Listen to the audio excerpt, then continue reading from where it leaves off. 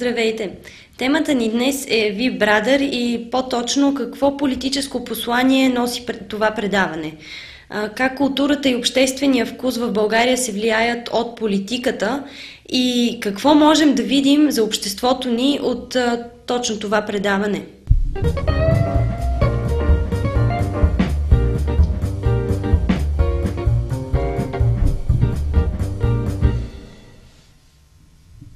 Днес с мен в студиото е Стоян Михалев, с който ще обсъдим тази гореща тема. Първо да отбележа, че той е помолен от мен да не гледа този сезон на Big Brother, не е гледал нито един епизод. Впечатленията си ги събира само единствено от познати хора, които гледат сезона и съответно от социалните мрежи, онлайн пространство, новини и така нататък. Какви впечатления имаш ти до момента? Много удобна позицията на човек, който не е гледал нещо и наблюдава само реакции. Да. Това, което веднага мога да кажа, че лошото има една добра и една лоша новина. Лошата новина е, че вътре се случват някакви скандални неща. Добрата новина е, че за разлика от предни години, критичното чувство на тези, които следят, се е позасилило и в някакъв смисъл анализаторския апарат работи. Има критики към съдържанието отреагират и към хората вътре. Това, което много на мен лично ми харесва, е, че почва да се реагира срещу това, че в публичното пространство, чрез едно такова предаване се налагат хора, които нямат големи постижения в интелектуалната област, а са по-скоро известни с това, че са известни. И нямат никакво покритие за тази известност с някакви умения, познания, постижения и така нататък. Тоест, в някакъв смисъл вече има някаква критичност. Но самите хора рано или късно, според мен, ще направят връзката, че това предаване в някакъв смисъл е наистина отражение на това, което управлението в България. Да. Ние имаме едно мутрифициране на политиката, оттам имаме едно мутрифициране на общественото и в едно такова предаване ние виждаме точно тези мутринско-чалгаджийски взаимоотношения сред някакъв псевдоелит. Да. И посланието на едно такова предаване, според мен, е много опасно от гледна точка на това, че поколенията, подрастващите поколения, които гледат това нещо, в тях се създава изкривената представа, че това е модела за проспериране в българското общество. Нещо, което е коренно различно с западния модел на поведение и начин на формиране на елитите в западното общество. Тоест, ние тук имаме един мутирал, ретрограден бойковизмо-живковизъм, т.е. селският тарикатлък, който е довел до някаква реализация в публичното пространство, до едно показване сред хората, срещу западния модел, който липсва в поведението. Няма дори баланс от това, което разбирам сред гостите, сред участниците в предаването. Тоест, поне да бяха подбрани някакви хора, които да има сблъсък някакъв, да. Защото, според мен, това е сериозният културен разлом в нашето общество. Това е културният разлом, който възпира развитието на нашето общество. Този културен разлом го държи в изоставащо положение, в партер. Той го държи в подчинение на евразийски модели и в никакъв случай не му дава възможност да върви по пътя на европейското си развитие.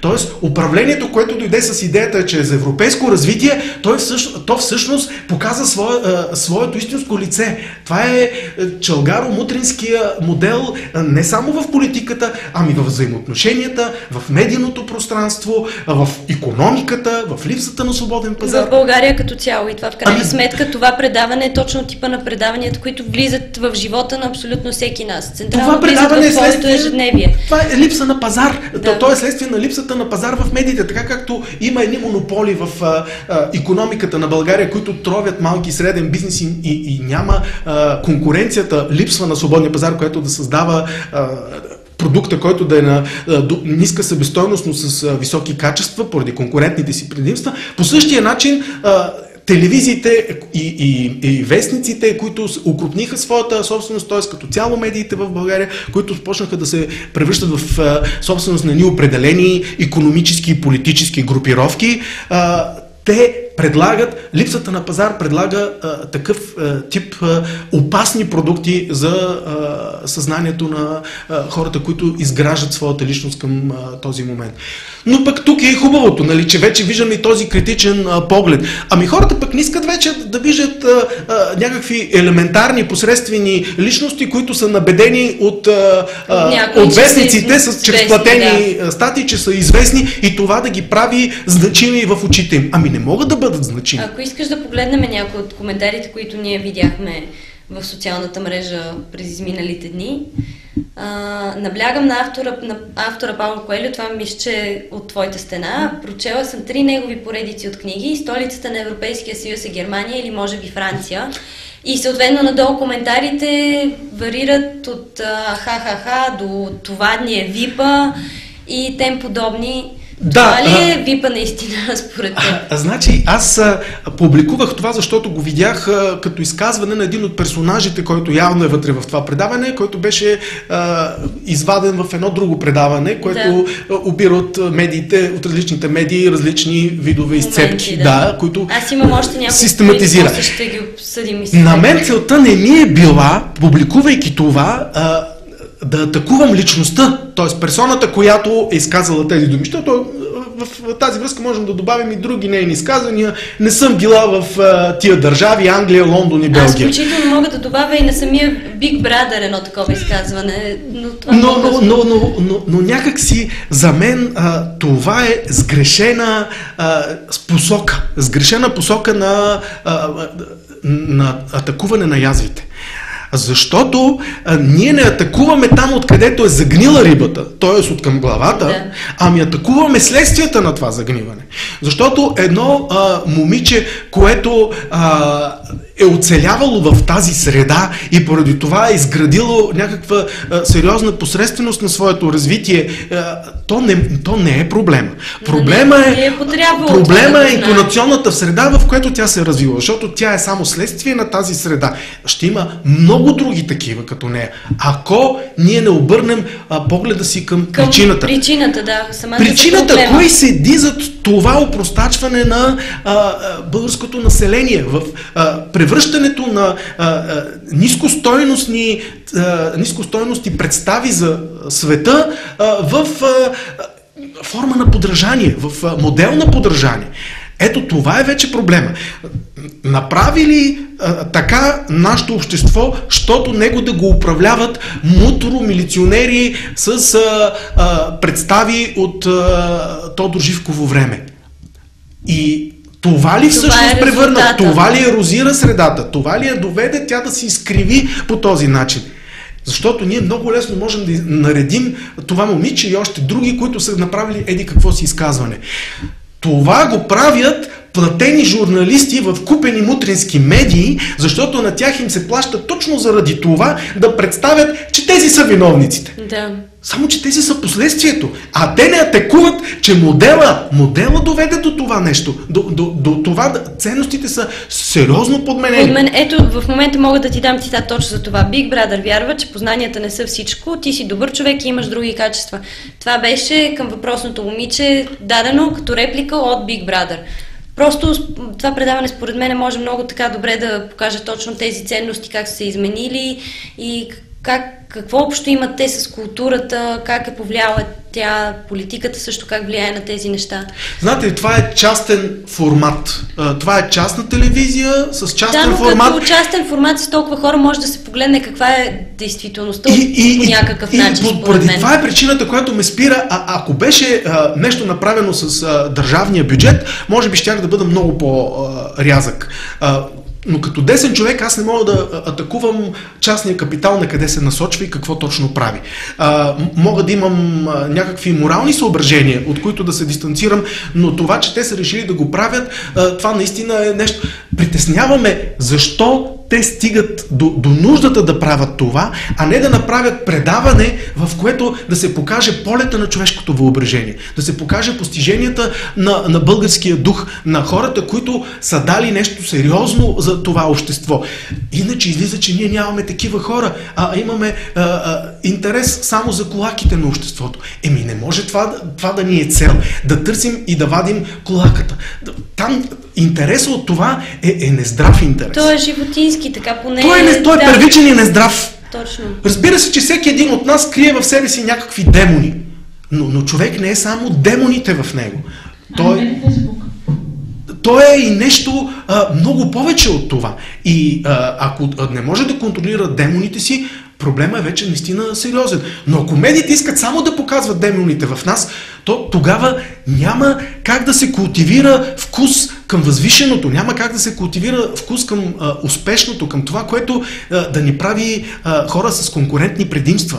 Ето тук има още един коментар. Каквато ни държавата, такива ни и виповете. Мъдро заключи баща ми, сипахме си биричка и превключихме канала. Ето, каквато ни е държавата, такива са ни и виповете. Каквото ни е управлението. Връзка между тези неща. Смятам, че този модел, който се налага в последните две управления, защото не случайно по времето на последните две управления този формат стана толкова популярен и се наложи в публичното пространство. Някак си през този формат аз подозирам, че се цели, въпреки че това е теория на конспирацията, но тя има своите източници, които потвърждават много от нещата. Има доза желанието да се опростачат хората и да не се интересуват от важните неща за техния живот. Това ги прави по-лесно манипулируеми в крайна сметка. Да, забелязвам, че така хората не мислят върху това, че имат нужда да контролират те самия си живот. Те се забавляват върху незгодите и несъвършенствата на някакви хора, затворени в някакво помещение и губят посоката, губят желанието да вземат контрола върху собствения си живот. В един момент се оказва, защото какво е големия брадър? Големия брадър, тази аналогия, която между другото преди години журналиста Коритаров зададе на тогавашния главен секретар на МВР, сега премиер, а преди това кмет на София, той го попита, кой е литературният аналог на Big Brother? И той каза, тогава, не знам. Знаете ли, аз не очаквам от всеки един министър-председател да е супер така обграден с информация във всички ни области. Но някакси човек, който се занимава с управление на обществените ресурси, в всеки случай трябва да има някаква грамотност. Такава грамотност, която да му каже, че това е Оруел, че това е 1984 година книгата, че големия брат, това е образа на тоталитарната държава, която ръководи съдбите, съня и мечтите на хората и не им дава всъщност те да имат сън и мечти, защото са опасни, не им дава да се развиват, а иска те да са на едно много базисно ниво, защото няма как да ги управлява. Да, няма как да управляваш. Така че аналогията с Big Brother е точно тази. Създава се една култивирана среда на базисно ниво, която няма потребности от себереализация на съвсем други нива от пирамидата на Маслоу. Но нека да не говорим за пирамида на Маслоу, защото предполагам, че освен, че няма да ни разбере господин премиера, има и други хора в управлението, които няма да ни разберат. Да, според мен в същото време се получава и едно разделение, което е, ти преди малко каза така, живковизъм, който отново е прероден един вид. Това разделение е виждано и тогава в крайна сметка на такива и онакива. Това всъщност наистина настройва хората. Едни се идентифицират с този тип елит на българското общество, а други рязко се разграничават. Това е едно сериозно разделение, защото няма посока. Точно това е културният разлом. Това е не по-различно разделение, макар и в медийното пространство, в културната среда, от това, което проведе управлението на София, което е същото, което управлява и държавата, което направи така, че хората пак да се разделят, както по времето на времето на Тодор Живков. Той разделяше интелектуалци срещу работници, селени срещу граждани и научни работници срещу хората, работещи в Кремиковци и така нататък. Просто Абсолютно същото това разделение ние сега го видяхме в Софийското управление с налагането на различните зони. На зоните, когато едните да плащат, а другите да не плащат. Получи се това разделение. Хората от центъра в момента се дразнат, че хората, които са в околностите, няма да плащат. Онези, които пък са близко до центъра, но не са съвсем в него и не са в тези зони, те пък казват харк да им е на тия, които са в центъра, и в крайна сметка не разбират, че всички сме на едно място. И ако днеска ти сложат синя, утре зелена, рано или късно ще имаш розова и оранжева зона. Тоест, това не е... когато се настройва обществото, то не осмисля какъв капан му е заложен. И в крайна сметка смисъл от едно такова предаване е наистина опасен. Защото да се замислим колко са българите, които биха се предпазили, които имат хигиена на възприятието.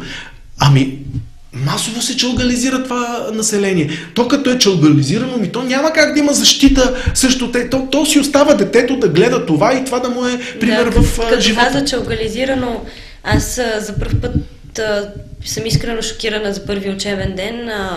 Не, че смея да критикувам или нещо такова, но наистина се потресох от това, че има нов вид тетрадки, раници, не знам дали ти си попадал специално на това, с разголения лик, и то не е точно лик, разголени части на един известен поп-фолк певец. Това също според мен е част от този разговор до някаква степен. Преди не е имало, поне аз никога не съм виждала през живота си такъв вид учебни материали. Аз силно се притесних от мнението на родител, който по тази тема каза: а ви какво очаквате? Да сложим по тетрадките на децата Ботев и Левски, Иван Вазов? Те тогава няма да ходят на училище. Как да ги накараме да ходят на училище? Разбира се, като имат на тетрадките си своите чалга идоли, те ще са много по-мотивирани. Ако до там е опряла мотивацията и е стигнала абдикацията на родителя от възпитанието на собственото му дете. Ясно е защо на Европейския съюз Германия и Франция са столиците и те. Разбира се, и тия държави много не ги знам. Лондон, Белгия. Да, Англия всъщност и тя е на Великобритания столицата. Някак си се виждат още измерения на този проблем. Аз виждам интервюта с около първи учебен ден с ученици, които сега тепърва навлизат в своя бъдещ път на реализация, влизат в учебните стаи и те, когато ги питат: ще четеш ли книжки? За какво ми е? Това за какво ми е? Това няма никакъв смисъл от него. Тоест, ние в някакъв смисъл на тия деца вече сме им показали, че в това общество тези, които четат книжки, не може да имаме пример, който те са избрали и който се хвали, че единствената книга в живота му е Карл Май с Винету. Това е примера, който влиза до всяка една къща, до всяко едно подрастващо дете. От този пример Big Brother и предаванията, те са вече само следствие от там нататък. Тоест, ние изгубим ли фокуса, че рибата се вмирисва от към главата, ще е много удобно за управлението да атакуваме следствията. Очаквам утре да излезе дори изявление на културния министър или на образователния министър, който да атакува ниския образователен ценз на участващите в това предаване. Да погледам, ако искаш още някой коментар. Тук имаме една снимка, която отстрани като коментар пише: Rip Vip, Stop making stupid people famous, спрете да правите глупави хора известни. И това отново беше пост по повод Big Brother. Ти по-рано го каза, че хора, които са известни само защото са известни.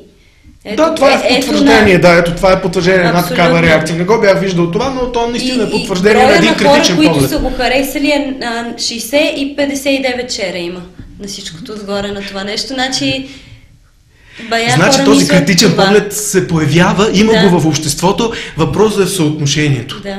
Защото културният разлом зависи от съотношението. Имам и още един пример, не знам дали е точно следващата снимка. Да. Ето това е стена на един човек, която при откриването на първия епизод от сезона на Big Brother, цялата стена, за това скриншот е такъв, е залята от снимки и информация от Big Brother.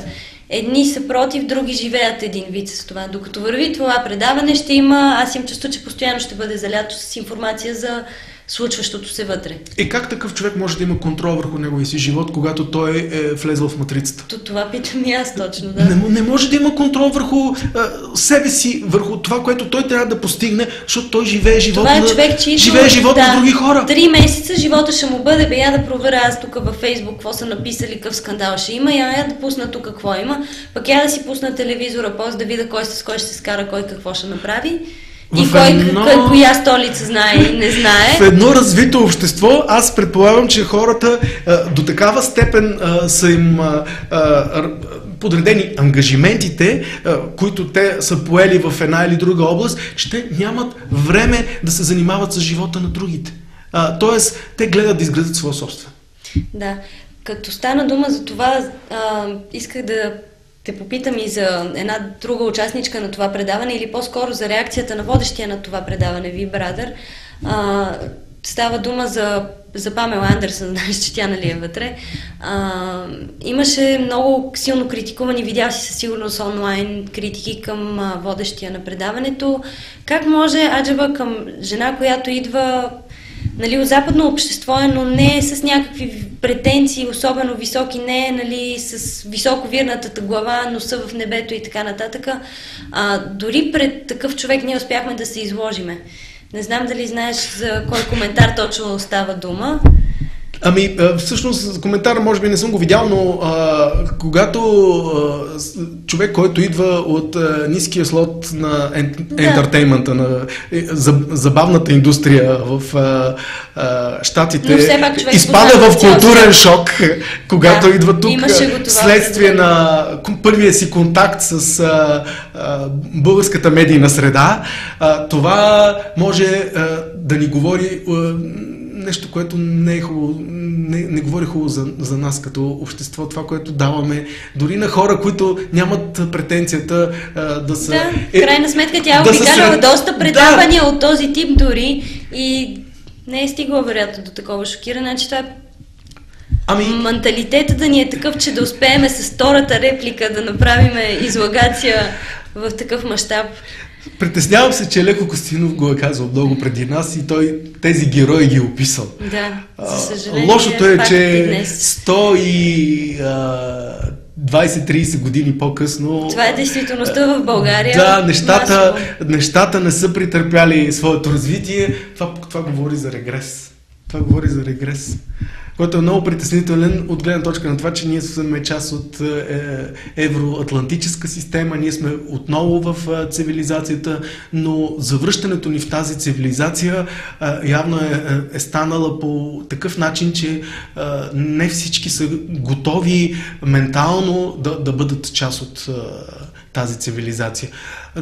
Прекалено много са седяли в времето на живковизма, в нравите на хитряшеството на хората, които с някаква просташка хитрост успяват да направят някаква далавера, да се реализират и с това искат да бъдат известни и да се бият в гърдите. Да, този модел наистина е злокобен, защото създава представи на поколението, които идват от тук нататък, че това е единствения път на развитие и ги обрича. Тях ги обрича не за друго, ами те ще бъдат някакъв обслужващ ешалон на конкурентното пазарно общество в Европейския съюз. Благодаря ти много за днес и за този разговор, който имахме с теб. И надявам се скоро отново да се видим, но може би по друга тема, защото тази така или иначе всеки ден имаме възможност да я обсъдим, да я наблюдаваме. Благодаря ти отново. С вас до нови срещи.